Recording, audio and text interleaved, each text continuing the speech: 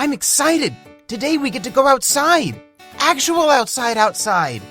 Andale said that a friend of her mother's would be taking her into town. I haven't been outside yet. Andale's parents have been a bit too busy to take her anywhere, but today we get to! I get to see a town!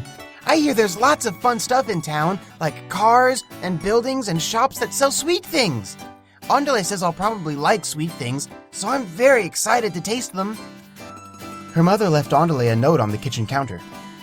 It said that since she was going into town, she would have to look proper, so that meant a dress. Andale didn't like dresses. She said they were tight and itchy and they got in the way when she tried to do things. She thought they weren't a good thing for anyone to wear, particularly if they were going into town, which is where things usually got done. Andale listened to her mother anyway. The dress had been laid out and everything. I thought it was pretty. It was a yellow dress with little white flowers. It made Andale's black curly hair stand out against her shoulders. But when she looked in the mirror, she just made a face. Andale told me she didn't like her hair. She thought it was an ugly color. She wished she was blonde like the girls in the magazines and on posters and things. I tried to say she looked good the way she was, but I don't think she listened to me much. Andale sometimes doesn't listen to me when she's busy. Sometimes when she gets like that, I feel a little fuzzy. But I had fun just watching her prepare for town. The woman, her mother's friend, arrived a few minutes later. She drove one of those big sputtery things. Andale told me they were cars. It pulled up to the front of the house. I'd never seen the house from the outside. It looked just as big from there. 2 stories tall with a nice yellow color. Looking at Andale's window from the other side was kind of odd, but the fun kind of odd. I think seeing something new is always strange, but if you look at it the right way, strange can be good. The woman who drove the car was old, very old. She had skin that looked like it had been left in the dryer too long, and eyes like raisins. Her car was a strange shade of purple. It looked almost as old as she was. She pursed her lips like old blankets and stared at Andale for a long moment before she opened the door. We hopped inside, and without another word, we were off into town. It was a while before the woman spoke. She had a voice like glass breaking. I wondered why Andale's mother would be friends with a woman like that. But perhaps she was actually nice? I shouldn't judge a woman by her voice. She said that she owned a fabric store that Andale's mother ordered from, and that she was taking Andale into town as a favor to her best customer. She also said Andale should behave, but she didn't say it in a nice way. She said it in a way that made me think she might do something nasty if Andale didn't listen to her. She told us her name was Catherine Lafayette, but we should call her Miss Lafayette. I decided I didn't like Miss Lafayette very much.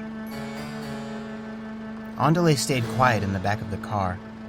I scooted closer to her side as we were jostled by the machine sputtering down the road. I could feel her apprehension.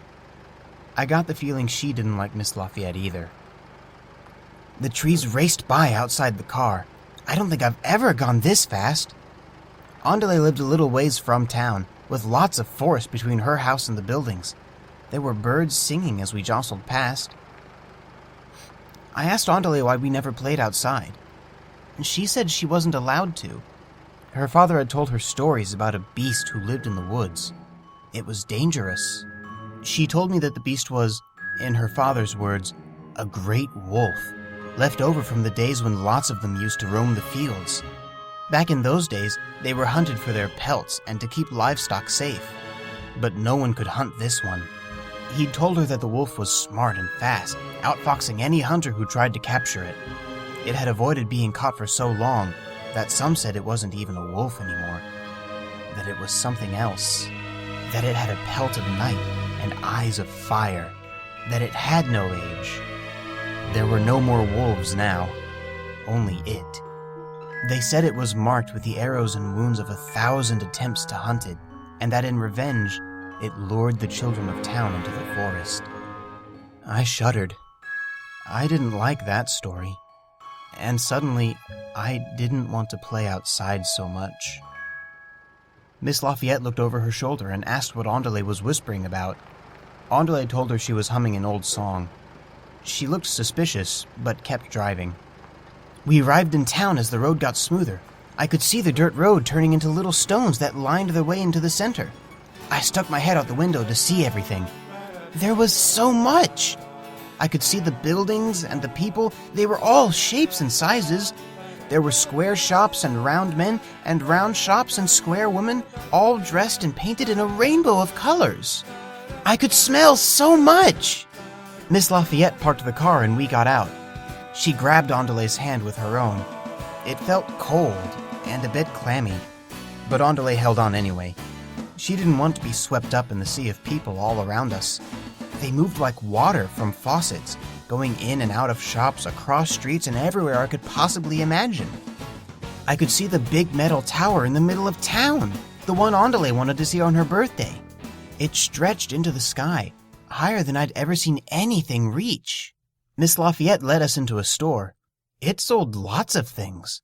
On the shelves I could see books and baubles and knickknacks everywhere.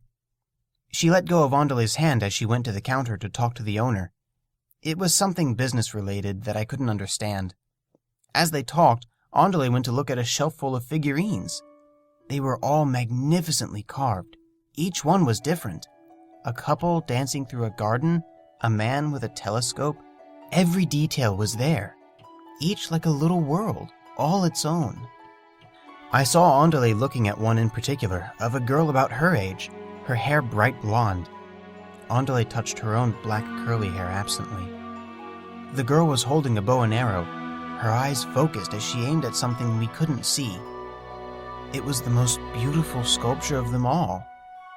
She didn't know how much the statue cost, but she knew she wanted it very badly. I watched her look to the counter. She was shy, but I could tell she wanted to ask the owner about it. I nudged my head against her back and pushed her forwards. It took her a moment, but Andale did work up the courage to speak. She quietly asked how much the statues were. I got a cold feeling as the woman opened her mouth to answer. Miss Lafayette looked sharply at her and pointed outside. She said it was terrible for Andale to interrupt business, and that if she couldn't be quiet, she would have to wait outside. She said it in a way that I didn't like at all. It was like the crack of a whip, and I think it hurt the same way. I felt the cold feeling grow in my chest. Andale bit her lip and slowly walked outside. I followed close behind. I could feel it. Was this what the man had warned me about?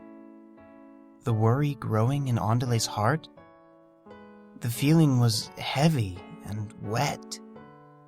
The incident had been small, but Andale was small. It didn't take much. She sat on the curb outside the store. I think her dress was getting dirty, but she didn't care. I curled up next to her and put my head in her lap, asking her what was wrong. She mumbled quietly, but I could hear her words. She said she didn't like it here. She liked their old house, far away.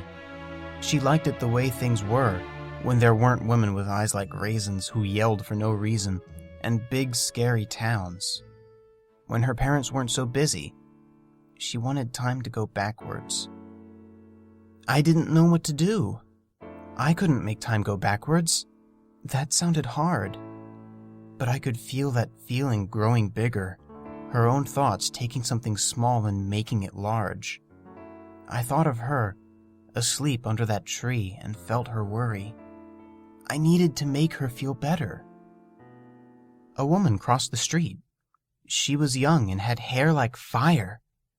She held a small instrument in one hand and played. The music was beautiful. I couldn't turn back time, but I could make this time good. I nudged at Andale and told her to look.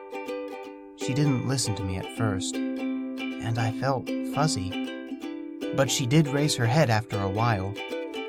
The woman with the fire hair seemed to sense Andale's small eyes as they looked at each other.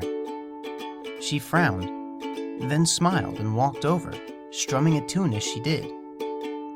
She asked Andale why she was sad. Andale didn't answer at first, but as I pressed my cold nose against her hand, she found her voice.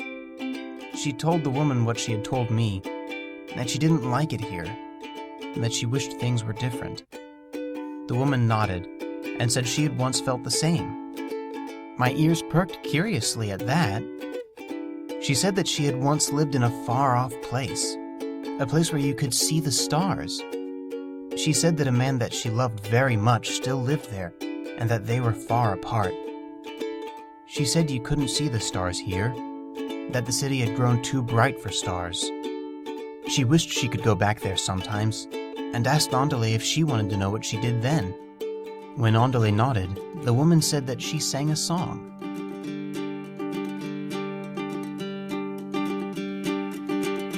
In my backyard, I have boxes, I have spices and parked cars.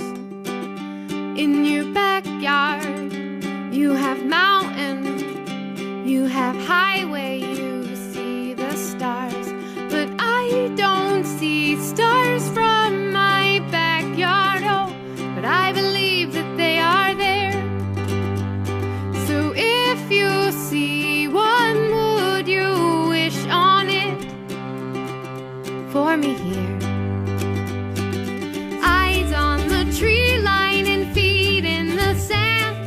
These things surround me and I can't breathe in, but you won't see me in the valley.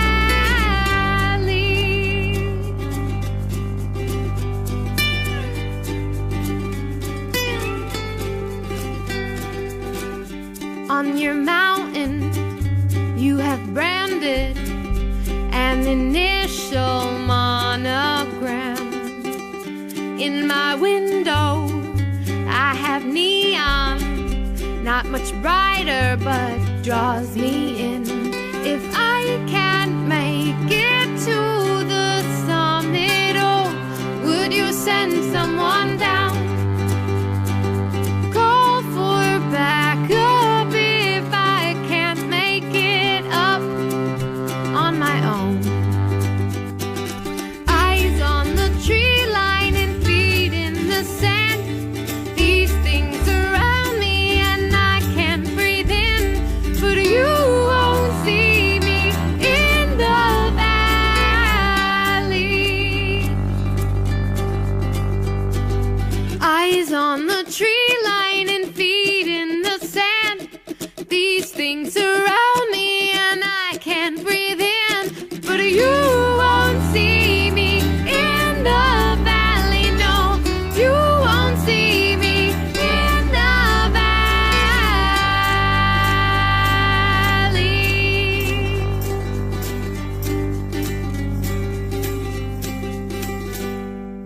The woman smiled to Andale as the song finished, and she told her that she would be all right. I don't think Andale truly thought, that things would be all right, but she was smiling, and that was good enough for me. The fiery-haired woman walked down the street, strumming her tiny instrument the same way she had before, and Andale felt better. Miss Lafayette came out of the store a few minutes later. She glared at Andale for a moment. She seemed mad still. But after that moment, she handed Andale a bag. She said that the woman who owned the shop had insisted, and told Andale not to open it until she got home.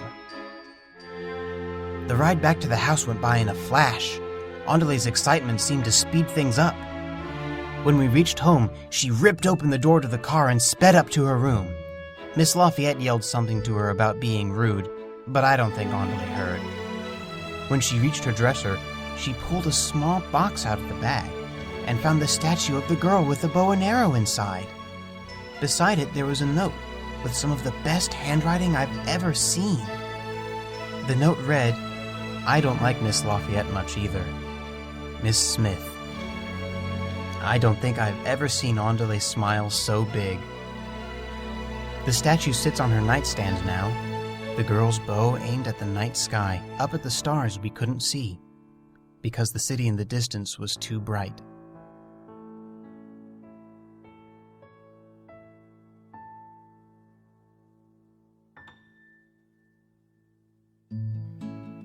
This has been a production of Universe in the Box. Stray Ami is written by Essanon and Ellerby J. Blanc is voiced by R. Andam, and Andale by Tenkage. All original music written by Trevor Hamer, all rights reserved. The song Treeline belongs to Sarah Donner. You can download the song for free and check out more of her music at sarahdonner.com. If you enjoyed the show, please consider visiting our website at universeinthebox.com and subscribing to the show on iTunes. If you have questions or comments or want to contribute your talents to the show, email us at universeinthebox@gmail.com. Thanks again for watching.